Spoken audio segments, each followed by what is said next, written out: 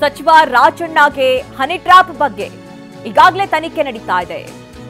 ಸ್ಥಳೀಯವಾಗಿ police team ತನಿಖೆ ನಡೆಸ್ತಾ ಇದೆ. ವರದಿ ಬಳಿಕ ಸಿಐಡಿ ಅಥವಾ ಎಸ್ಐಟಿ ತನಿಖೆ ಆ ಬಗ್ಗೆ ನಿರ್ಧಾರವಾಗುತ್ತೆ. ಯಾವ ತಂಡದಿಂದ ತನಿಖೆ ಇವತ್ತು ಅಥವಾ ನಾಳೆ ಈ ಬಗ್ಗೆ ನಿರ್ಧಾರ ಆಗತ್ತೆ ಅಂತ ತುಮಕೂರಿನಲ್ಲಿ ಗೃಹ ಸಚಿವ ಪರಮೇಶ್ವರ್ ಅವರು ಹೇಳಿಕೆ ಕೊಟ್ಟಿದ್ದಾರೆ. ಈ ಪ್ರಕರಣದಲ್ಲಿನ ಸತ್ಯಾಸತ್ಯತೆ ತಿಳಿಬೇಕಾಗಿದೆ. ರಾಜಣ್ಣ ಮತ್ತು ಪುತ್ರನ ವಿಚಾರವಾಗಿ ಪ್ರತಿಕ್ರಿಯೆ ನೀಡೋದಿಲ್ಲ. ತನಿಖೆ ಯಾವ ರೀತಿ ಮಾಡಿಸಬೇಕು ಅನ್ನುವಂತಹ ಕುರಿತಂತೆ ನಾಳೆ ನಿರ್ಧಾರವನ್ನ ಕೈಗೊಳ್ಳಲಾಗುತ್ತೆ ಅಂತ ಗೃಹ ಸಚಿವ ಪರಮೇಶ್ವರ್ ಅವರು ಹೇಳಿದ್ದಾರೆ. ಸಚಿವ ರಾಜಣ್ಣ ಅವರ ಹನಿ ಟ್ರ್ಯಾಪ್ ವಿಚಾರಕ್ಕೆ ಸಂಬಂಧಪಟ್ಟಂತೆ ಈಗಾಗಲೇ ಸ್ಥಳೀಯ ಪೊಲೀಸರಿಂದ ತನಿಖೆ ಆಗ್ತಾ ಇದೆ. ಒಂದು ಹಂತದಲ್ಲಿ ತನಿಖೆ ಅಂತೂ ನಡೀತಾ ಇದೆ. ಅದು ನಂತರದಲ್ಲಿ ವರದಿ ಬಂದ ಬಳಿಕ ಸಿಐಡಿನ ಅಥವಾ ಎಸ್ಐಟಿನ ಅನ್ನೋದು ನಿರ್ಧಾರವಾಗುತ್ತೆ ಅಂತ ಪರಮೇಶ್ವರ್ ಹೇಳಿದ್ದಾರೆ.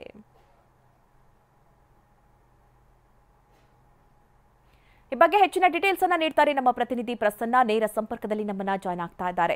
ಪ್ರಸನ್ನ, ಒಂದು ಕಡೆ ಈಗಾಗಲೇ ಹನಿ ಟ್ರ್ಯಾಪ್ ವಿಚಾರ ಭಾರಿ ಸದ್ದು ಮಾಡ್ತಾ ಇರುವಂತಹ ಸಂದರ್ಭದಲ್ಲೇ ತನಿಖೆಯ ವಿಚಾರದಲ್ಲಿ ಯಾವ ರೀತಿ ನಿರ್ಧಾರವನ್ನ ಕೈಗೊಳ್ಳಬೇಕು ಅನ್ನುವಂತಹ ನಿರ್ಧಾರವನ್ನ ತೆಗೆದುಕೊಳ್ಳುವ ಸಂದರ್ಭದಲ್ಲೇ ಈಗ ಒಂದ್ ಕಡೆ ಹತ್ಯೆಗೆ ಸಂಚನ್ನ ರೂಪಿಸಲಾಗಿತ್ತು, ರಾಜೇಂದ್ರ ಅವರ ಹತ್ಯೆಗೆ ಸಂಚನ್ನ ರೂಪಿಸಲಾಗಿತ್ತು ಅನ್ನುವಂತಹ ವಿಚಾರ ಕೂಡ ಬಹಿರಂಗವಾಗಿದೆ. ಈ ಎರಡೂ ವಿಚಾರಕ್ಕೆ ಕುರಿತಂತೆ ಏನ್ ಡೀಟೇಲ್ಸ್ ಸಿಗ್ತಾ ಇದೆ ಪ್ರಸನ್ನ?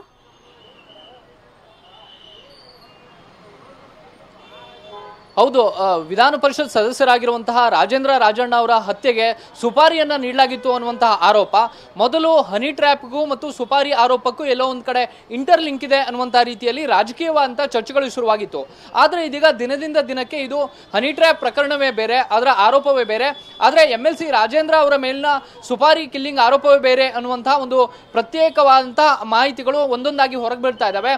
ಇವತ್ತು ಕೂಡ ಅದಕ್ಕೆ ಸಂಬಂಧಪಟ್ಟಂತಹ ಒಂದು ಆಡಿಯೋ ಬಹಿರಂಗಗೊಂಡಿದೆ. ಆ ಆಡಿಯೋವನ್ನು ಗಮನಿಸಿದ್ರೆ ಸಂಪೂರ್ಣವಾಗಿ ಇದೊಂದು ಕ್ರಿಮಿನಲ್ ಪ್ರಕರಣ ಅನ್ನುವಂಥದ್ದು ಮತ್ತು ಇದರಿಂದ ಬೇರೆ ಬೇರೆ ಉದ್ದೇಶಗಳು ಇದ್ವಾ ಅನ್ನುವಂತಹ ಒಂದಷ್ಟು ಅನುಮಾನಗಳನ್ನಂತೂ ಖಂಡಿತವಾಗಿ ಹುಟ್ಟಿಸುತ್ತೆ. MLC ರಾಜೇಂದ್ರ ಅವರ ಹತ್ಯೆಗೆ ಸುಪಾರಿಯನ್ನ ರೌಡಿ ಶೀಟರ್ ಸೋಮ ಅನ್ನುವನೊಂದು ಪಡ್ಕೊಂಡಿದ್ದ. ಅವನಿಗೆ 5 ಲಕ್ಷ ಕೂಡ ಪೇಮೆಂಟ್ ಆಗೋಗಿತ್ತು. 70 ಲಕ್ಷಕ್ಕೆ ಮಾತುಕತೆಯಾಗಿ 5 ಲಕ್ಷ ಸೋಮನ ಅಕೌಂಟಿಗೂ ಕೂಡ ಬಂದು ಬಿದ್ದಿದೆ. ಅವನು ಮನು ಅನ್ನುವಂತಹ ಮತ್ತು 4-5 ಮಂದಿ ಹುಡುಗರನ್ನ ಇಟ್ಕೊಂಡು MLC ರಾಜೇಂದ್ರ ಅವರ ಹತ್ಯೆಗೆ ಸುಪಾರಿ ಸ್ಕೆಚ್ ಅನ್ನ ಹಾಕಿದ್ದ ಅನ್ನುವಂತಹ ಮಾಹಿತಿಯನ್ನ ಪುಷ್ಪ ಅನ್ನುವಂತಹ ಮಹಿಳೆ MLC ರಾಜೇಂದ್ರ ಅವರ ಬೆಂಬಲಿಗ ರಾಕಿ ಅನ್ನುವಂಥವರಿಗೆ ಮಾಹಿತಿಯನ್ನ ಕೊಡ್ತಾಳೆ.